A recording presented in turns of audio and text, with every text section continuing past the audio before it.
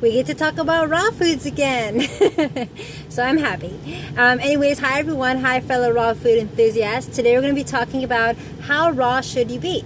So there's a study. The doctor's name escapes me at the moment, but I'll leave an article to link down below because, I back up what I say, and what I say is backed up by science. But yes, so when you eat less than 50% of your calories from raw foods, your autoimmune system actually attacks the food, so your white blood cell count goes up. Your body actually attacks the food. So if you want to absorb the nutrients instead of your body having a reaction to them, make sure that at least 50% of your calories per meal is raw. So we should all be at least 50% raw.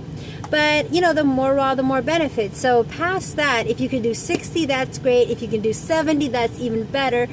80, wonderful. The more raw, the more benefits. You don't have to be 100% to get benefits. But yes, 100% is ideal. And honestly, in my opinion, David Wolf said this. I believe it because I've experienced it.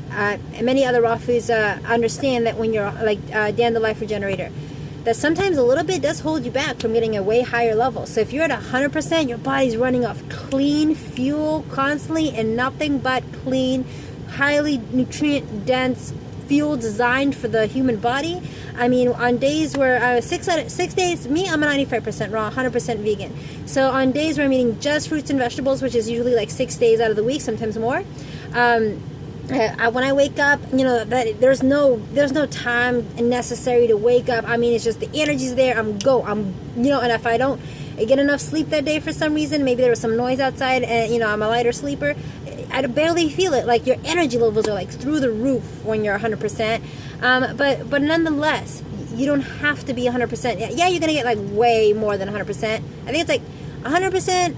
I think it's like 90% you get 90% of the benefits. 100% you get like 200, 300% of the benefits. It's crazy. But you don't have to be 100%. And honestly, having some cooked meals here and there may be so important to you socially. It may be mentally 100% is too much for some people. I know it's difficult. I decided not to do 100%. And if once in a while I have some baked potatoes, once in a while like I have some squash or rice or whatever, it's not a big deal. Like 100% is not a necessity. I was 100% for a while, but I decided, you know what? I like a little cooked foods in once in a while, and I'm still thriving, and 6 days out of the week, I'm 100%, so I know what it's like.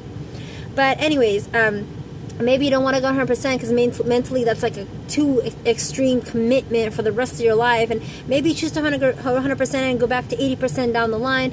But what I'm trying to say is what I'm trying to say is that you don't have to be 100%.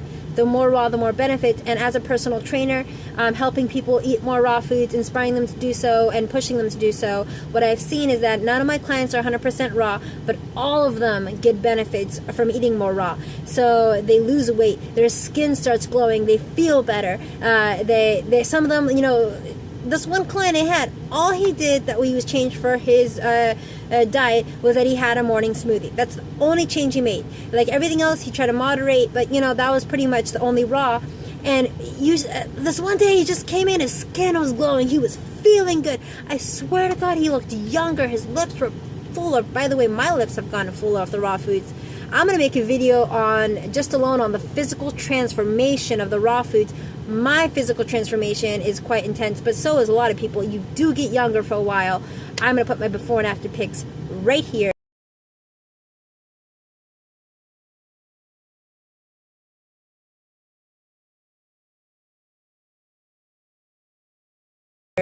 And learn more. You can learn more about my transformation at rawplantbaseddiet.com, and the links below as well. But him, so he was just, that's all he did, and consistency over time. If you're going to be more higher raw, remember, you're not going to get as immediate, quick results, but over time you will notice big results, big changes. This one girl I knew, all she did was add some more juicing into her life. We should all add some more juicing into our life because it's wonderful. Nothing is so good for you as a fresh pressed make yourself green liquid, whether it be a smoothie or a green juice, but I especially love green juice. Anyways, her skin was healing itself. That's all she did. She didn't stop eating any of the other stuff. Maybe she ate less of it because she was drinking more green juice instead, but her skin was healing. I mean, so as a personal trainer, I have seen so many stories of people eating more raw and experiencing the benefits of that. So I know 100% is quite extreme for some people. It's quite a commitment. It's a very tough transition from a standard American diet to 100% raw foods. But and that may be what you want, and there's nothing wrong with that. And if you really want that, go for it. But just know that you are still welcome into the raw food community. You don't have to be 100% raw. You are welcome into the amazing, more important, the amazing benefits, life-changing, unbelievable benefits of raw foods. They are available to you. They're accessible to you, even if you're not 100% raw. When I started raw foods, I had this kind of black and white thinking in general, but I thought if you're not 100%, you're not going to get benefits. And boy, was I more wrong than I've ever been in my life. So seeing it through other people, noticing the changes, seeing the changes, and then it makes sense. If your body's getting nutrients and antioxidants, just because you ate some bread that day doesn't mean that your body's not going to benefit off those nutrients and antioxidants and do amazing things for you. So when you eat more raw, you feel better, you have more energy, you look better. The more raw, the more extreme your results. I always say the best percentage is, the best you can do is slightly outside your comfort zone, but not to the point where you're in shock.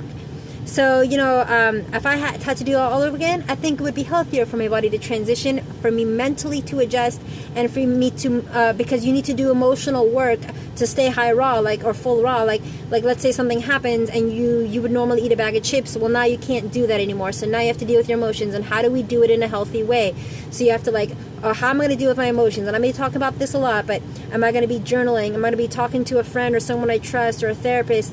There's no stigma with therapists. Everyone can benefit from them. Am I going to, take a walk? I'm going to exercise. I'm going to write a song. How am I going to deal with this emotion? I should not, really suppression is one of the most unhealthy things you can do, and it doesn't work because it's still there. So how am I going to deal with this emotion in a healthy way? Because oftentimes in society, we're not taught how to deal with our emotions. We're taught some emotions are acceptable and okay, some are not.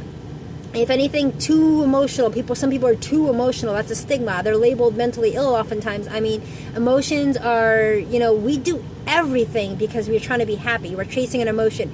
Yeah, every good salesperson will tell you this, that people buy through their emotions and they justify through logic later. We like to label ourselves as so super logical, but we are very emotional beings, and there's nothing wrong with that, and there's nothing wrong with being logical, and there's nothing wrong with being emotional, but we are both.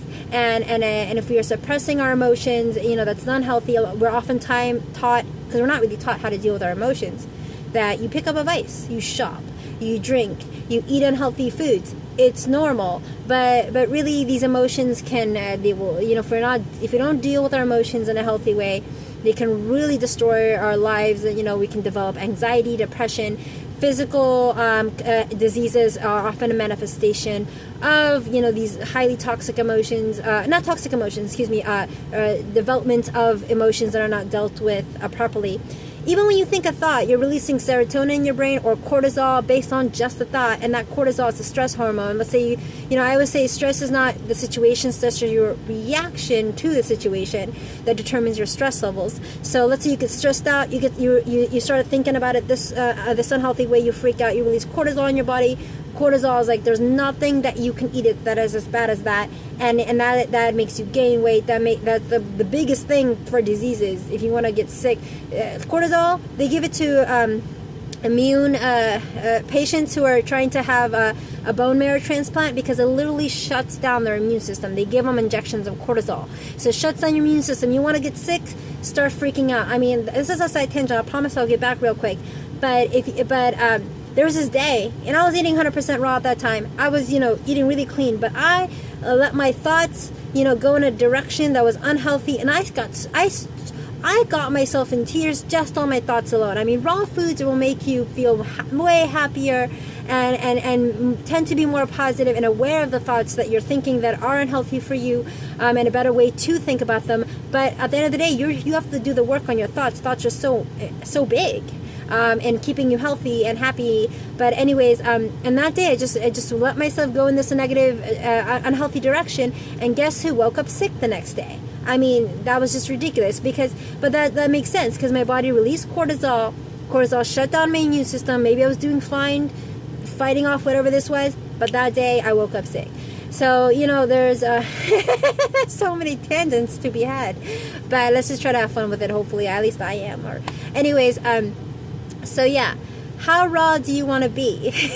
So what I'm trying to say is, you're gonna have to come up with and do emotional work on 100%. You're definitely gonna have to do it, but doing a transitional method helps you, give you the time to adjust and do the emotional work that you need to do in order to stay high raw.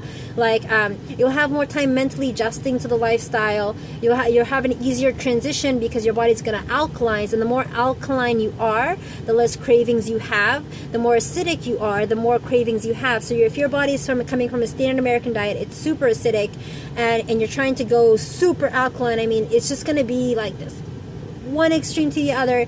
It's going to be quite a battle.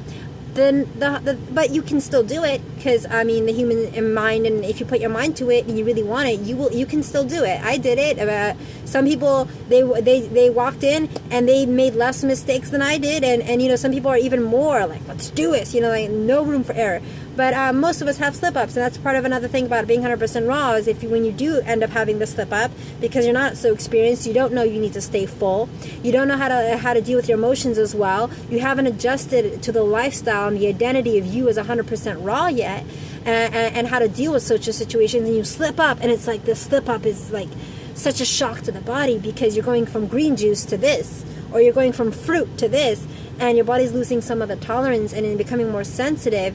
And there is this one time, I don't mean to scare anyone, I don't even want to tell a story honestly, because I don't want to scare people, but I was eating pretty freaking clean for a while, and then I had like some pizza from some joint because I was having a bad day, and that's just, I had a slip up, and my bursa got inflamed, and I couldn't walk for like a few days, and I don't even want to share that honestly, because I don't want to freak anyone out and say like, now you're not going to try raw food because now you can never eat pizza again. You could still do it, you just can't you can't go from one super intense extreme for like green juicing and fruit, and then eat pizza and then not expect to notice how it's going to affect you. Maybe I'm like really sensitive and I haven't heard that too often, but what I'm trying to say is it's actually harder on your body, because that was really painful and that was really hard on my body. But if I had taken the gradual pace, I wouldn't have lost all my tolerance, and it's still, the pizza's still bad for either person, but you're going to notice it way more if you're going from one extreme to the other.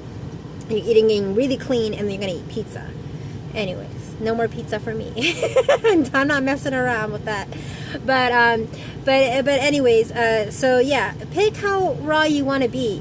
If you want to go 100% raw, understand that socially, it's not the most welcoming diet, because when you go out, it's not going to be the same experience. I mean, you can choose to make it and order a salad, and that's still great, but if that's not what you want to, like, if you feel like you're going to go out and be tempted, and so you can't go out anymore, maybe people stop inviting you. I don't know. It doesn't have to be that way. Honestly, you could just go eat a salad, not make a big deal of it, enjoy yourself. You don't even have to say anything. If you don't,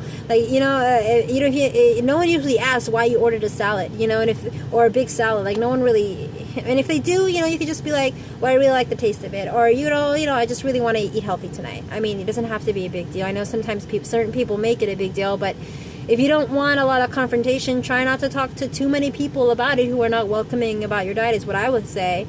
But do whatever you want. Anyways, so many tangents, fun tangents. But yeah, choose. There are pros and cons. Let's get to that. There are pros and cons of 100% raw versus, let's say, 70% raw.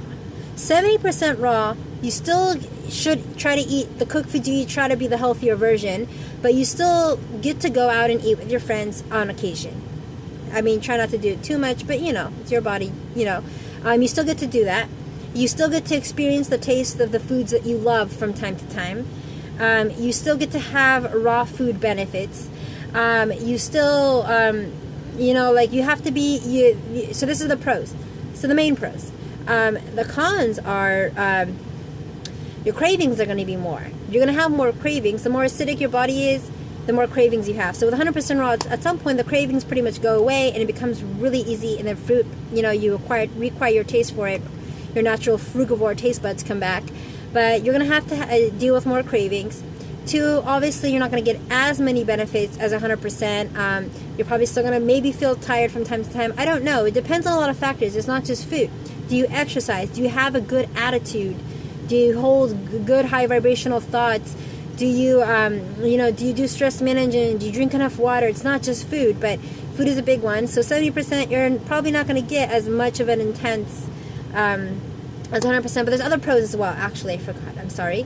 You have more time to adjust. Because maybe you go 180% one day, maybe you go 90% one day, but maybe you don't, maybe you stay there, but you have more time to adjust, and so it's not as a stressful experience as going from a standard American diet to 100% American raw food diet. And it doesn't have to be stressful, because stress is your reaction to the situation. But let's say you haven't developed healthy ways to look at situations yet and be honest with yourself. And do you freak out when you know that you can't eat that right now and you really want to eat that right now, and it'll make you feel so much better to eat that right now, but you haven't developed healthy ways to deal with it yet?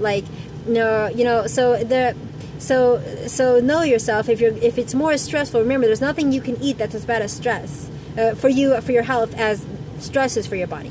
So that doesn't mean that you should go eat unhealthy foods to cope with stress. I mean, the ideal would be you eat some raw foods, keep full, and find a new healthier way to deal with that stress. I don't want this video to make you eat pizza, but yeah, use it as an opportunity to develop healthier coping skills and working through our emotions in a healthy way.